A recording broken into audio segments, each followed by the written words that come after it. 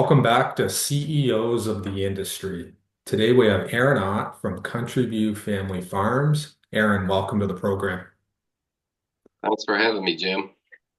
We also have Chris Gutierrez, VP of Swine for SIVA, joining us today.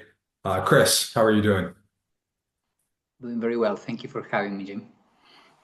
Do you want to start off, Chris? I know I've talked to Aaron for a while. We have some great things to talk about, and I'm excited.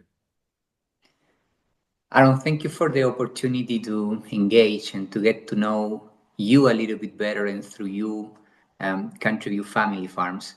As you know, this space is our way of getting into the leaders of the industry, the challenges in front of you. We would like to start rather simple, just getting to know you a little bit better. Can you tell us and all the audience here watching you about your journey into this leadership role in Country View Family Farms? Yeah, to be honest, I'll date back quite some years now. When I was a young boy, my dad was a hobby farmer, and so that's when I caught interest in pig production. I fared the first sow for a bred gilt that he had, and that's where I caught what I call the pig fever.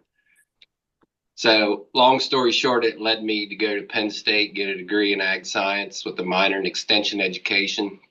I really wanted to go out and help others on their farms and help them improve their productivity.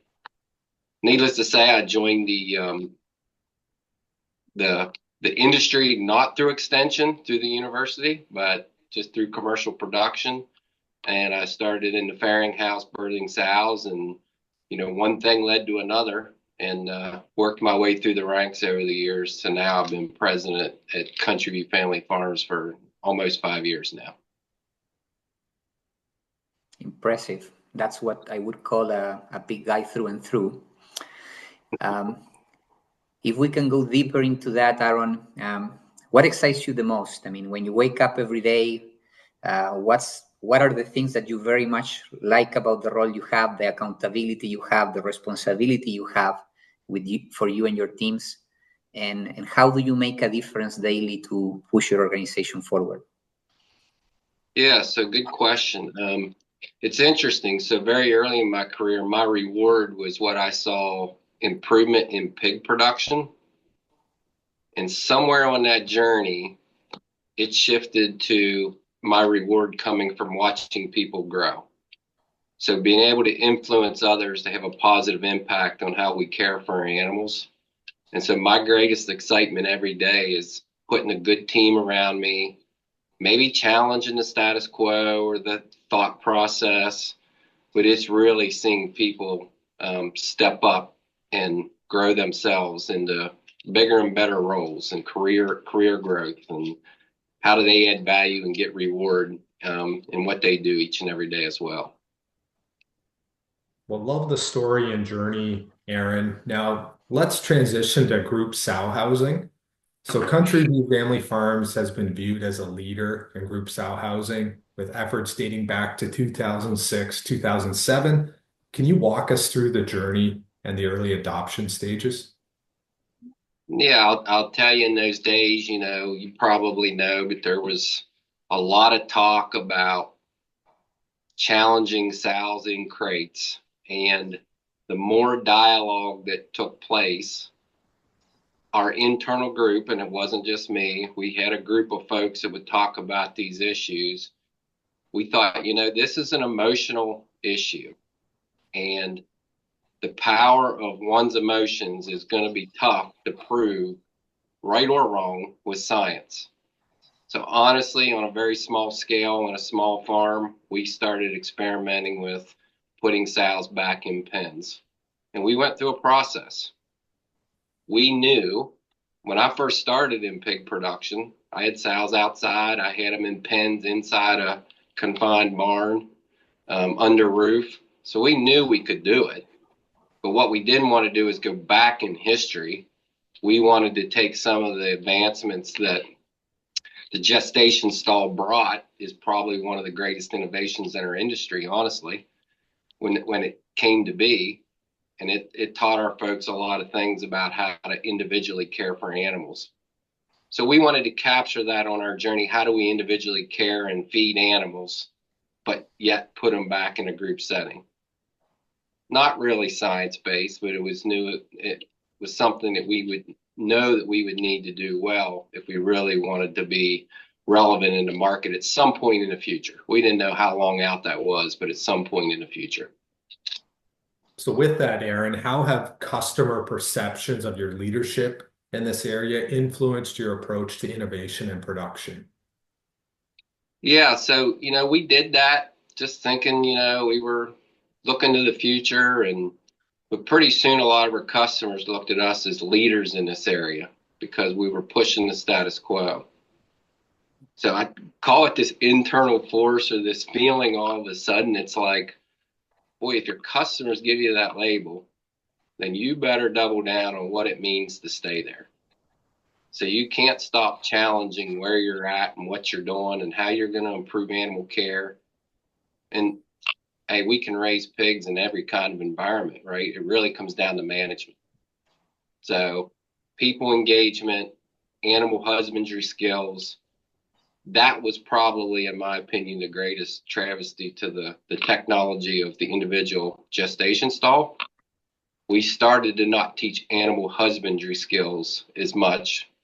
We could hire people from off the farm, bring them in, and very, very quickly tell them to report when a sow was not feeling well.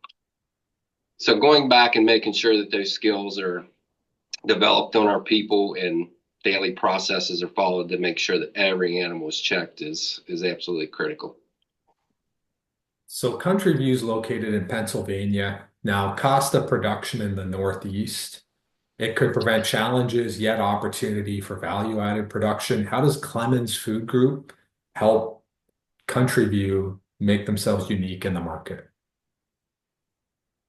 Yeah, another good question. So historically, Northeast is most, you may not know if you're from the Midwest, but anyone in the East would understand this, that just the grain market alone is a significant disadvantage to the Midwest where the grain is raised. And so because of that, we've always had to be better in some part of our production system in order to offset that higher feed cost. Typically, herd health has been one of those things. But on another front, so tying this back to the food group, is how do we add value to the carcass? So this somewhat ties back to the whole group housing journey. Also, something else is we challenge ourselves and figured out how to do antibiotic-free production effectively without increasing mortality or morbidity. Doesn't mean it's easier, but in honesty, larger flows, more all in, all out, tight age spread, all those contributing factors have allowed us to be successful in that area as well. We're constantly looking for how could we add value to the food group, because those processes and programs actually make it more difficult on farm to manage and execute. So it's not about making it easier, but it's about, one, how do we compete effectively on all the normal production parameters, but then how do we allow the food group to margin up because of some specialty program, whether it's antibiotic free or supplying a Prop 12 type production system that can service those markets. Are there other strategies in place, Aaron, to address the cost of production while continuing to maintain a competitive edge? Yeah, for years it was all about just productivity improvement because we had lots of opportunity for improvement there. In the last couple of years, we spent a lot of time and effort in focusing on taking more control of our largest costs of just feed and grain. And so just about, well, it's been 5 years ago, we acquired 50,000 sows from Maxwell Foods. Maybe some folks remember that. Along with that, in Eastern Indiana, we bought our first feed mill. So that was our first exposure into feed milling. Prior to that, we were just buying feed from others. We quickly learned, we probably didn't know everything about feed milling we thought we did. So we went out and, of course, hired some of the best in the industry when it comes to feed milling and nutrition. But we had this vision of how we were going to create nutrition, procurement, feed manufacturing, all in one department. I call it the three-legged stool. If any one of them gets ahead of the other one and they don't work well together, you don't necessarily optimize performance. So we've been on this journey the last 5 years, and as a result, we then planned and recently just started up a brand new feed mill in central Pennsylvania to feed about 1 million pigs annually for our Pennsylvania operations. That absolutely we expect to be a game changer in controlling cost in the Northeast. Along with that, so that's that mill will produce over 400,000 tons a year. But we also sited it where we could bring in 100-car trains. So when the local market is extremely high and we can source from the Midwest, or toxins are an issue for pig performance, we have the option of sourcing ingredients and controlling more and more of that cost. Beyond that, we're going to continue to focus on reverse integration. So any of those ingredients, we're going to get closer and closer to where it originates. And so there's a whole litany of ideas and thoughts, but we have to vet each one of them out, of course, to see if they're viable options. I'm happy you touched on the reverse integration and the feed mill expansion, Aaron. So like a $47 million investment is a transformative step. So we've talked about the Maxwell acquisition, but can you talk a little more in depth about how this ties into long-term goals and connection and how this connects with the Maxwell acquisition? Yeah, I mean the feed milling thing is a competency that we didn't have, prior to 5 years ago. We understood feed quality and how the pig performs, but not necessarily the intricate details of making a good quality feed. So therefore, we went out in the industry and found some of the best folks out there in that arena, nutrition, feed operations. With that, just as an example, that's a huge investment for a pork production group to make. No, there's others out there that have done it. But you think about the Clemens family is 130, celebrating 130 years this year. And so the decisions are made through the lens of how do we pass what's been given to the family to the next generation. So I feel a big burden in my role to make sure the decisions I make, directions I set for the team are ones that will way outlast me. So a $50 million feed mill, I would expect in 50 years is continuing to deliver returns and savings and dividends to the family when I'm long gone. Along with that, the inputs to that feed mill. So we've kind of created a multi-year, 5 to 6 year plan on what that looks like, and we put resources to business development and working on business plans to support that vision. That's great, Aaron. So the consistent culture is continue to look out to that 130-year plan, invest in the future, invest in the longevity. Now, you have a 6-year plan to reverse integrate. What does it mean to own and control more of your own ingredient sourcing side? And how does it benefit the feed mill operation? Yeah, I mean that's definitely an anchor. I would say one, how do we leverage our purchasing power? So yes, we're in business to make money, but it doesn't mean that we don't want to work with the larger ag community at helping them manage their costs and improve their sustainability. You think about the threat to the family farm, especially if it's small to mid size. So as an example, we don't own nursery finishing production, very small amount of it. We contract it. I'm very proud of that. I think about the over 350 family farms that we're helping supplement their income to the farm. School teachers, dairy farmers, construction workers, all those sorts of things. Would it be cheaper for us to build it and own it ourselves? Yep, probably. But spreading that wealth around and then making sure those folks align to good values. As far as the feed mill, I just think it'll be a staple for us to be able to control not only cost of the inputs, but also the quality of the feed. Our speed at which we can implement new technologies or new ideas will speed up if we own it and control it ourselves. So when we talk about the feed mill, Aaron, is there a specific state-of-the-art technology or innovation that's being implemented? And then if so, how do they contribute to efficiency and sustainability? Yeah, it's amazing to think about a feed mill that produces 8,000 tons a week, that we staff it with 3 operators per shift, 24 hours a day. And the entire feed mill can be operated from a control room, including load out, receiving of grain. So that the technologies with laser sensors and being able to control switch gates and all those sorts of things, just it blows my mind. And who knows what the future technology will be to even help automate it even more. But it's a pretty impressive sight. And think about it, any given time, there's 3 people there operating it to make the feed. Amazing. And then that will sustain again through the years, as you've talked about. A big topic is driving demand for pork. So as a producer, what do you see your role in driving demand for pork in an increasingly competitive protein market?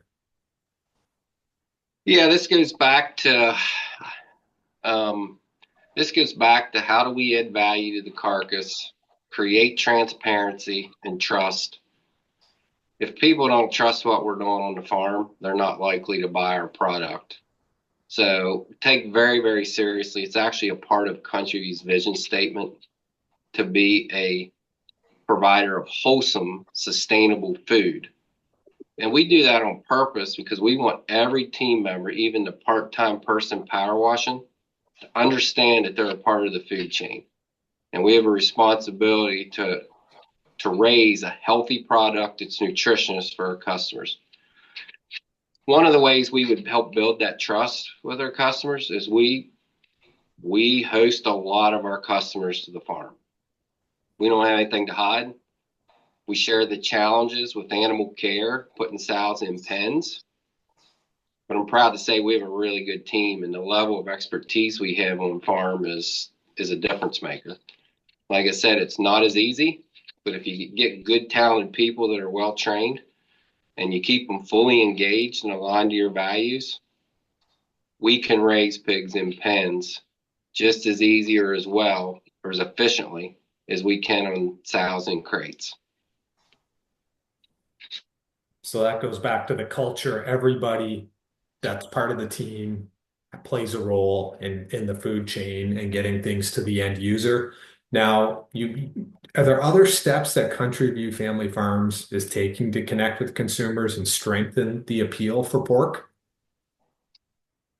If you look at the sales side at the Clemens Food Group, an innovation team, I think there's an opportunity for pork to continue to innovate. How big and how wide you go, it's very, very expensive, right? Depending on if you're completely going to try to come up with a new product. Largely at the food group, we're working on just like flavor profiles, convenience.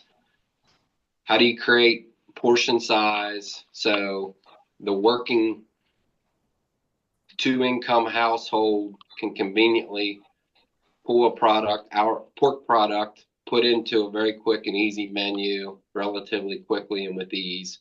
So recipe ideas, portion size, pre-season, those sorts of things. And of course, you have to continually change those things. In time, certain flavors will last a long time and others may fall off. But so shooting out in front of the target on that will be something we'll always continue to work to do. So what about in comparison to other proteins, Aaron? How does Country View adapt and stand out from the other proteins on the market, which is always a hot topic as well? Yeah, I tell you, it's a little bit of the same story. I think what we try to do is be fully transparent.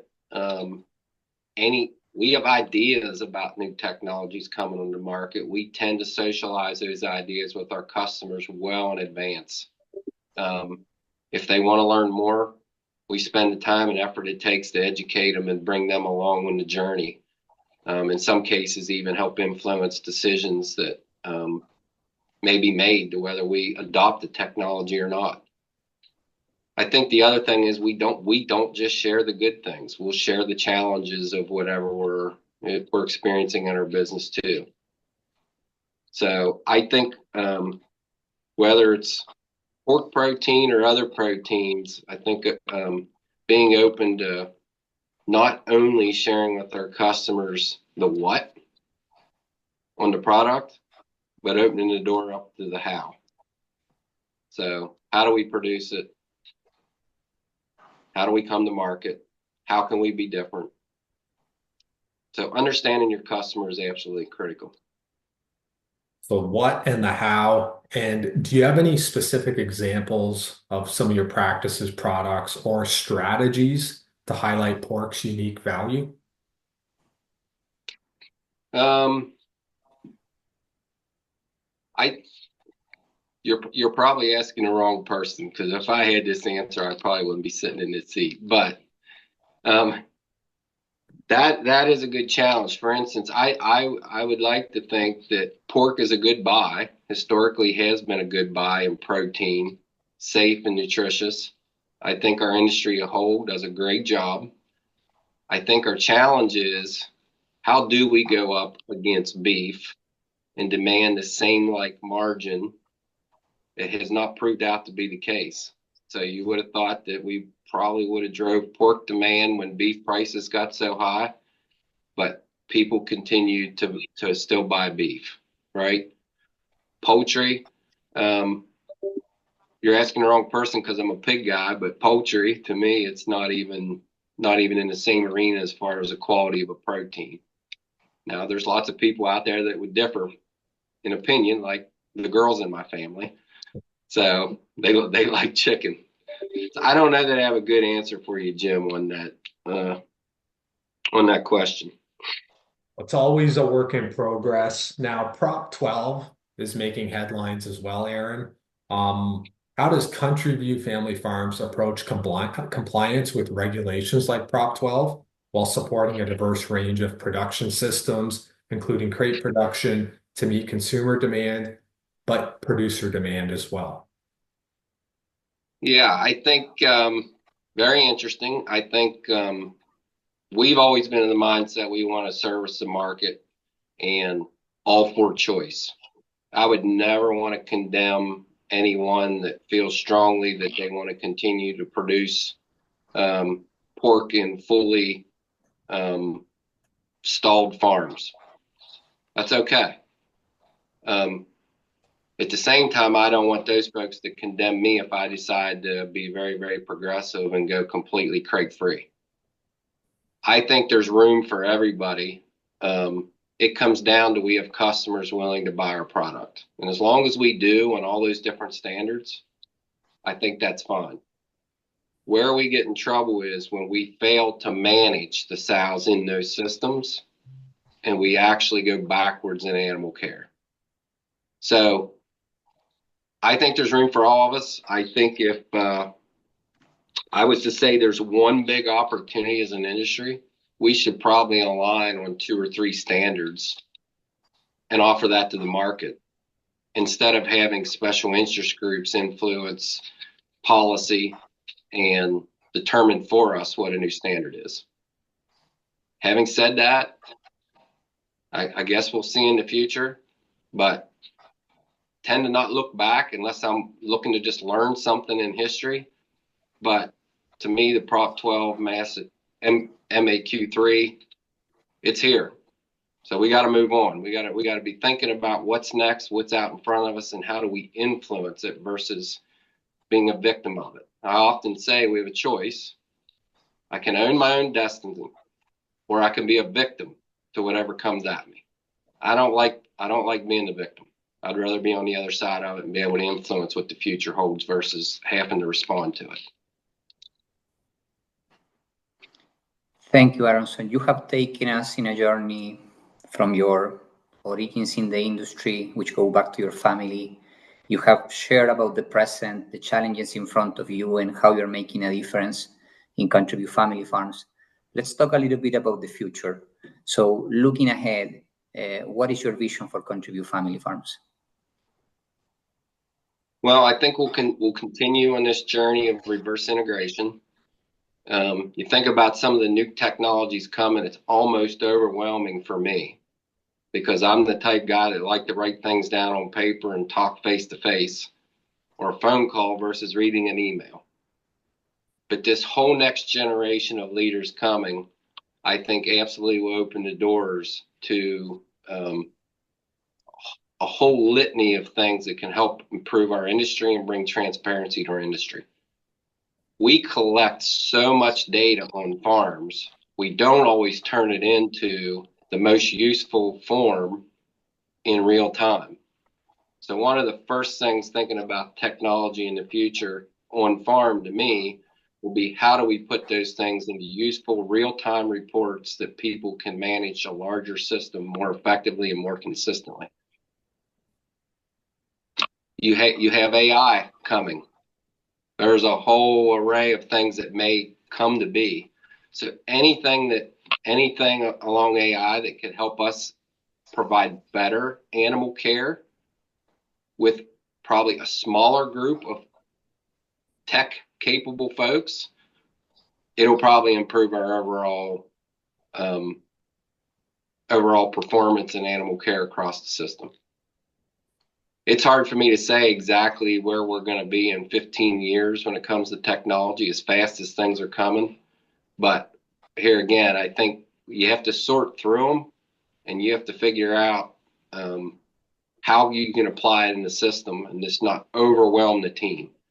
So if you overwhelm folks, it won't get used right and it won't be consistent, and then therefore we'll spend a lot of money and not get much value. So all these enhancements in my mind, I like to do the old-fashioned way on paper, manual, and then once we have a process established, then figure out what technology can do to enhance that process instead of building something and then tweaking the technology after the fact. Thank you, Aaron, for sharing your perspective on the next steps, for sharing candidly how you and your team will continue to play a future in shaping the US swine industry, and also outlining there some of the technologies or the expansions and the advancements that you expect continue influencing the way in which we produce pork. Aaron, Yes, thank you. thank you for joining us on CEOs of the Industry. Yeah, thank you.